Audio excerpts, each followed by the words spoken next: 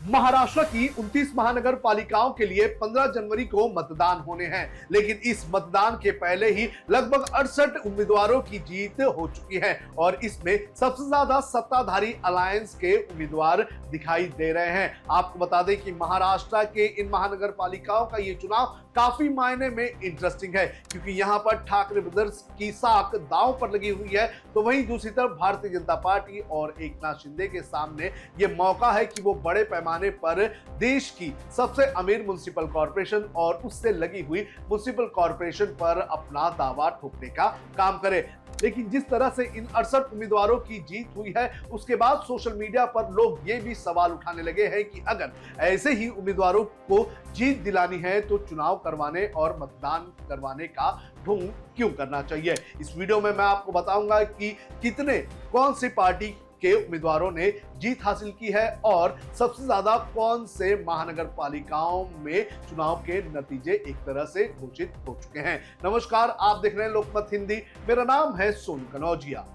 महाराष्ट्र की अगर बात करें तो महाराष्ट्र की 29 महानगर पालिकाओं के ये मतदान काफी लंबे समय से अटके हुए थे। पहले कहा जा रहा था कि ये चुनाव लोकसभा चुनाव के साथ किए जाएंगे, लेकिन बाद में ये कहा गया कि विधानसभा के वक्त किए जाएंगे। लेकिन अब लगभग इसके 1.5 साल बाद ये मतदान होने जा रहे हैं और इसमें देश की सबसे अमीर म्युनिसिपल कॉर्पोरेशन बीएमसी और उसके साथ लगी हुई कई सारी बड़ी महानगर पालिकाओं के मतदान है। लेकिन इस चुनाव के मतदान के पहले ही 68 उम्मीदवारों की जीत हो चुकी है और ये सभी जो उम्मीदवार हैं ये सत्ताधारी अलायंस में से हैं। लेकिन आपको यहाँ पर ये बता दूं कि जो चुनाव हो रहे हैं महानगर पालिकाओं के, यहाँ पर ये देखा जा रहा है कि जो सत्ताधारी अलायंस है उसमें अजीत पवार को अलग कर दिया गया है और बीजेपी और शिंदे मिलकर कई जगहों पर चुनाव लड़ रही है और कई महानगर पालिकाओं में ऐसा भी देखा जा रहा है कि बीजेपी और एकनाथ शिंदे की शिवसेना भी एक दूसरे के खिलाफ चुनाव लड़ रही है। लेकिन सत्ताधारी अलायंस के लिए खुशखबरी यह है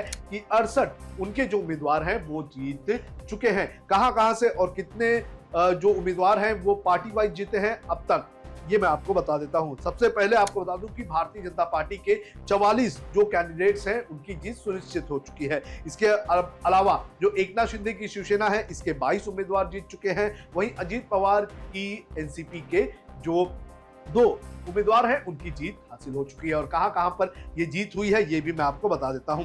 इसमें केडीएमसी, पुणे, पिंपरी चिंचवड, पनवेल महानगर पालिका, भिवंडी महानगर पालिका, धुले महानगर पालिका, जलगांव महानगर पालिका और अहिल्यानगर महानगर पालिका शामिल है। और कारण क्या बताया जा रहा है? कारण कुछ ऐसा बताया जा रहा है कि कुछ वार्ड्स में जहां पर मतदान चुनाव होने हैं वहां पर जो जीते हुए कैंडिडेट्स हैं उनके खिलाफ किसी ने जो है फॉर्म ही नहीं भरा और कुछ जगहों पर ऐसा हुआ है कि जहां पर 2 तारीख को जो है बड़े पैमाने पर लोगों ने फॉर्म वापस ले लिए और सिर्फ जीता हुआ कैंडिडेट ही रह गया। तो इस तरह से ये कैंडिडेट्स जो है वो जीत चुके हैं। अब आपको बताते हैं कि कौन से महानगर पालिका में सबसे ज्यादा कैंडिडेट्स के जीत के नाम सामने आ चुके हैं और इस महानगर पालिका का नाम है कल्याण डोंबिवली म्युनिसिपल कॉर्पोरेशन। ये मुंबई से लगा हुआ म्युनिसिपल कॉर्पोरेशन है और यहाँ पर पिछले कई सालों से शिवसेना का दबदबा रहा है। लेकिन यहाँ पर अगर बात करें तो इस चुनाव में लगभग 20 कैंडिडेट्स की जीत सुनिश्चित हो चुकी है और इस 20 में से सबसे ज्यादा भारतीय जनता पार्टी के 14 उम्मीदवार जो है वो निर्विरोध जीतकर आ चुके हैं। यानी कि या तो उनके कैंडिडेट के सामने किसी ने फॉर्म नहीं भरा या फिर 2 तारीख को उनके कैंडिडेट्स के सामने जो फॉर्म भरे हुए थे वो फॉर्म वापस ले लिए गए। इसके अलावा एकनाथ शिंदे की शिवसेना के 6 उम्मीदवारों की जीत सुनिश्चित हो चुकी है। यहां भी ऐसा ही हुआ है, कहीं फॉर्म नहीं भरा गया तो कहीं फॉर्म वापस ले लिया गया और इस तरह से जो कल्याण डोंबिवली म्युनिसिपल कॉर्पोरेशन जो कि 122 सीटों वाली जो कॉर्पोरेशन है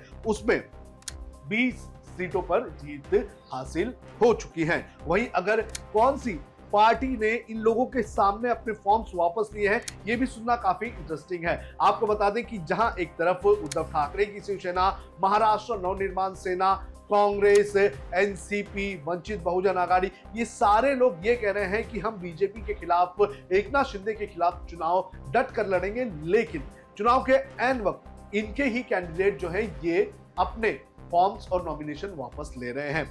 कौन कौन से पार्टी ने कितने कैंडिडेट्स के नाम केडीएमसी में से वापस लिए, एक एक करके बताता हूं।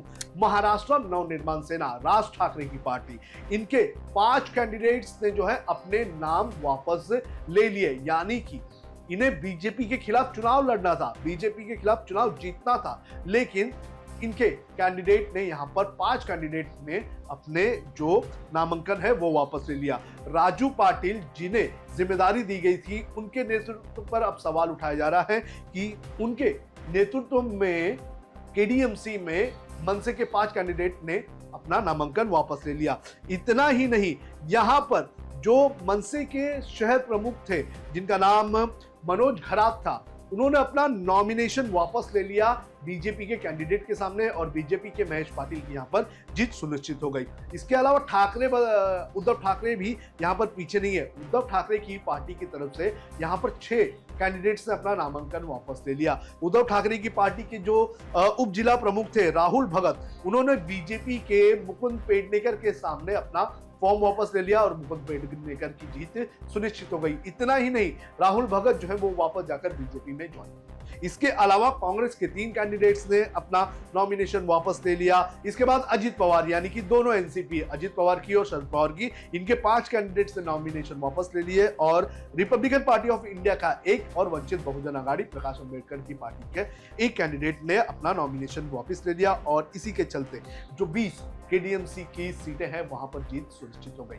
यानी कि ये देखिए कि लगभग 18% जो सीट थी वहां पर जो कैंडिडेट्स हैं वो बगैर वोटिंग के ही जीत कर सामने आ रहे हैं। तो ऐसे में सोशल मीडिया पर यह सवाल उठाया जा रहा है कि आखिर हमें चुनाव करवाने की जरूरत क्या है। आखिर अगर ऐसे ही जो नामांकन वापस लिए जाने हैं, ऐसे ही अगर कैंडिडेट्स के सामने कोई अपने कैंडिडेट्स को फील्ड नहीं करेगा तो चुनाव करवाने का ढोंग क्यों करना चाहिए। ये पूरी तरह से लोकतंत्र की जो चुनावी प्रक्रिया है उस पर अब सवाल उठाए जा रहे हैं। आपको बता दें कि ये जो नॉमिनेशन वापस लेने वाली बात है, ये कहीं ना कहीं गले नहीं उतरती है। आपको बता दें कि जब इस तरह के चुनाव होते हैं तो बड़ी पार्टियां जो होती है वो जो छोटे प्लेयर्स होते हैं, छोटी पार्टी तो छोड़िए, जो इंडिपेंडेंट कैंडिडेट्स होते हैं, उन सभी लोगों पर दबाव बनाते हैं और दबाव बनाकर नामांकन वापस लेने का काम करते हैं। और कल्याण डोंबिवली म्युनिसिपल कॉर्पोरेशन में भी इसी तरह की चीजें हुई है, जहां पर यह देखा जा रहा है कि बड़े पैमाने पर कैंडिडेट्स के ऊपर दबाव बनाए गए और फिर इन कैंडिडेट्स ने अपने नामांकन वापस लिए, जिसकी वजह से बीजेपी और एकनाथ शिंदे की शिवसेना के 20 कैंडिडेट्स की बिना चुनाव किए, बिना वोट डाले जीत हो चुकी है। और ये इस तरह की जो चीजें हैं ये कहीं ना कहीं सवाल उठाते हैं हमारे प्रक्रिया पर, जो चुनाव की प्रक्रिया है उस पर सवाल उठाई जाती है। अगर 18% कैंडिडेट अगर ऐसे ही चुनाव जीत कर आते हैं तो ये सोचिए कि हमें चुनाव करवाने की जरूरत क्या है। और सबसे बड़ी बात यह है कि ये जो नगर सेवक जैसी चीज होती है, आखिर इसे क्यों बनाया गया है, अब सवाल उठने लगे हैं। क्योंकि छोटे छोटे इलाकों में नगर सेवक बनाए जाते हैं और उनका काम कुछ नहीं होता है, कुछ काम नहीं करते हैं और महज वहां पर देखा जाता है कि जो जीत कर आता है, जिसके पास आज एक 2 व्हीलर है, उसके पास 4 व्हीलर और बंगलों तक आ जाता है। ऐसा लगता है कि सिर्फ अपने लोकल कार्यकर्ताओं को खुश करने के लिए नगर सेवक जैसी